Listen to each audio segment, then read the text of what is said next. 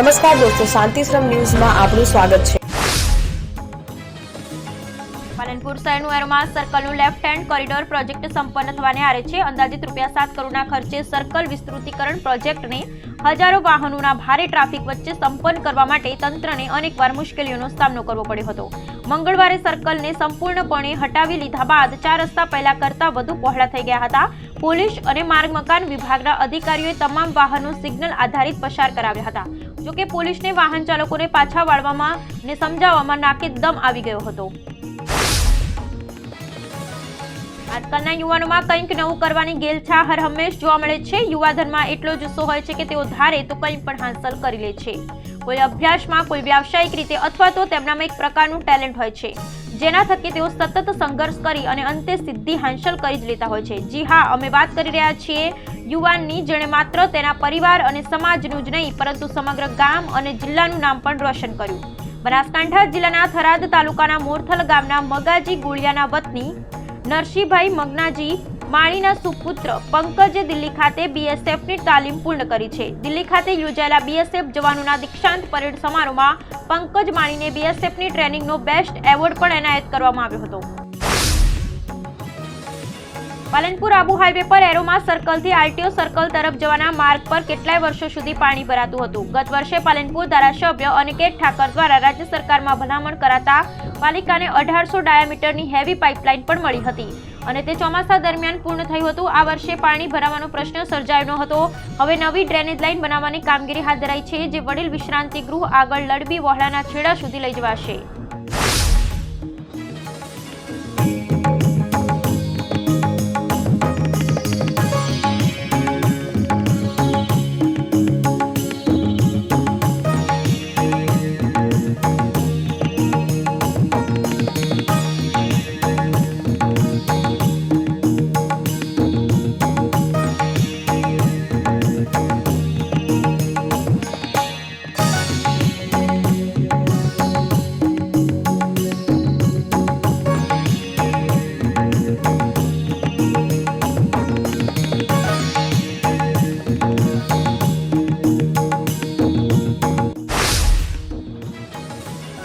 પાલનપુરની વિવિધલક્ષી યુવા વિકાસ ટ્રસ્ટ હેઠળ ચાલતી ઉમિયા એજ્યુકેશન બીએડ કોલેજના વહીવટી મુદ્દે વિવાદ વકર્યો છે। સંચાલકે પાવર ઓફ એટર્ની રદ કરવા મુદ્દે મેનેજિંગ ટ્રસ્ટી સામે ફરિયાદ કરી છે। ત્યારે સામે ફરિયાદ કરાઈ છે, જેમાં સંચાલકે મનસ્વી રીતે શૈક્ષણિક વહીવટ સંભાળી પત્નીને કોલેજના આચાર્ય તરીકે નામ દાખલ કરી કોલેજના નામે બેંક ખાતું ખોલાવી બંને મળી નાણાકીય લેવડ દેવડ કરી 1.5 કરોડની છેતરપિંડી આચરી હોવાની ફરિયાદ નોંધાવી છે।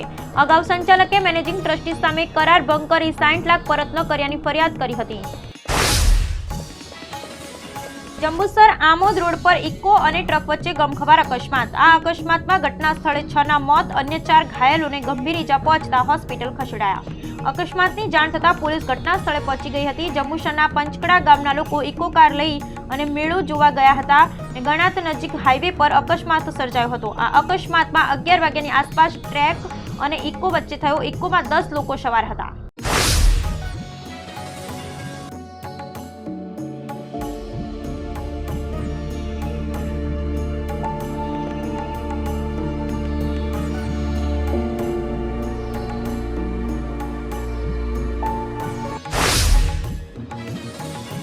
શક્તિ, ભક્તિ અને આસ્થાનું ત્રિવેણી સંગમ એટલે જગવિખ્યાત યાત્રાધામ અંબાજી ગુજરાત અને રાજસ્થાનની સરહદ પર આવેલું છે। અંબાજી દેશના 51 શક્તિપીઠમાં આદ્ય શક્તિપીઠ તરીકે ઓળખાય છે। અંબાજી ખાતે ભાદરવી, નવરાત્રી અને દિવાળીના પર્વમાં ભક્તો મોટી સંખ્યામાં દર્શન કરવા માટે આવે છે અને દર્શન કરી ધન્યતા અનુભવે છે। અંબાજી ખાતે દિવાળીના વેકેશનમાં માતાજીના ભક્તો દિવાળીથી દેવ દિવાળી સુધી માતાજીના દર્શન કરવા મોટી સંખ્યામાં આવતા હતા અને ત્યારબાદ ભક્તોએ માતાજીનો ભંડારો પણ છલકાવી દીધો હતો। અંબાજી મંદિરમાં દર મંગળવારે ભંડારો ખુલે છે, જેમાં સીસીટીવીની નજરમાં 70 થી વધુ લોકો ભંડારા ગણતરીમાં જોડાય છે। દિવાળી બાદ અત્યાર સુધીમાં અલગ અલગ 3 વાર ખુલેલા ભંડાર ગણતરીમાં કરોડો રૂપિયાનું દાન આવ્યું છે। પાટણ ખાતેની ઉત્તર ગુજરાત વીજ કંપનીની વિભાગીય કચેરીના તાબામાં આવેલ પાટણના 2 સબ ડિવિઝન સિટી 1 અને સિટી 2 તથા ચાણસ્મા અને હારીજ પેટા વિભાગના કચેરીના કાર્યક્ષેત્રમાં આવતી પાટણ નગરપાલિકા, ચાણસ્મા નગરપાલિકા અને હારીજ નગરપાલિકાઓ તેમના લાંબા સમયથી પણ ચૂકવાયેલા કરોડોના વીજ બિલોની ચૂકવણી નહીં કરતા પાટણ ખાતેની ઉત્તર ગુજરાત વીજ કંપનીની વિભાગીય કચેરીના કાર્યપાલક ઇજનેરે તાત્કાલિક અસરથી આ વીજ બિલો માં બાકી નાણાં ભરપાઈ કરવા નોટિસો ફટકારી છે અને જો તાકીદે ન ભરાય તો જે તે નગરપાલિકાની વહીવટ ઓફિસ અને સ્ટ્રીટ લાઇટના વીજ જોડાણો કાપવાની ફરજ પડશે તેવી ચેતવણી અપાઈ. ખ્યાતિકાંડ મામલે 3 તબીબ સહિત 5 સામે પોલીસ ફરિયાદ નોંધાયાના 8 દિવસ બાદ પણ ડોક્ટર પ્રશાંત વજીરાણી સિવાયના અન્ય 4 આરોપીઓની પોલીસ પકડથી દૂર છે. અમદાવાદ પોલીસ દ્વારા આ મામલાની તપાસ વસ્ત્રાપુર પોલીસ પાસેથી લઈ અમદાવાદ ક્રાઇમ બ્રાન્ચને સોંપવામાં આવી છે. ત્યારે ક્રાઇમ બ્રાન્ચ હવે એક્શનમાં જોવા મળી રહી છે. ખ્યાતિકાંડ બાદ જે આરોપીઓ 4 ભૂગર્ભમાં જતા રહ્યા છે તેઓની સામે લુકઆઉટ સર્ક્યુલર નોટિસ ઇસ્યુ કરવામાં આવી છે. તેની જાણ દેશના તમામ એરપોર્ટ પર કરી દેવામાં આવી છે. આ ઉપરાંત અમદાવાદ ક્રાઇમ બ્રાન્ચની ટીમે મંગળવારે આરોપીના ઘર અને ઓફિસ પર દરોડા પાડી જરૂરી પુરાવાઓ પણ એકત્ર કરવામાં આવ્યા. વિધાનસભાની ચૂંટણી શરૂ થઈ ગઈ છે. વિધાનસભાની 228 બેઠકો પર આજે મતદાન થઈ રહ્યું છે. રાજ્યમાં મહાવિકાસ અઘાડી દળ શિવસેના ઉદ્ધવ જૂથ, એનસીપી શરદ જૂથ અને કોંગ્રેસ પાર્ટી અને મહાયુતિ ગઠબંધન શિવસેના એકનાથ શિંદે જૂથ, એનસીપી અજીત પવાર જૂથ ભાજપ વચ્ચે સીધી સ્પર્ધા છે. મતગણતરી 23 નવેમ્બરે થશે. આ વખતે રાજ્યના દિગ્ગજ નેતાઓ જીતશે કે હારનો સામનો કરશે તેના પર સૌની નજર રહેશે. શરદ પવાર, ઉદ્ધવ ઠાકરે, અજીત પવાર, દેવેન્દ્ર ફડણવીસને લઈ અને શ્રી એમ એકનાથ શિંદે ચૂંટણી મેદાનમાં છે.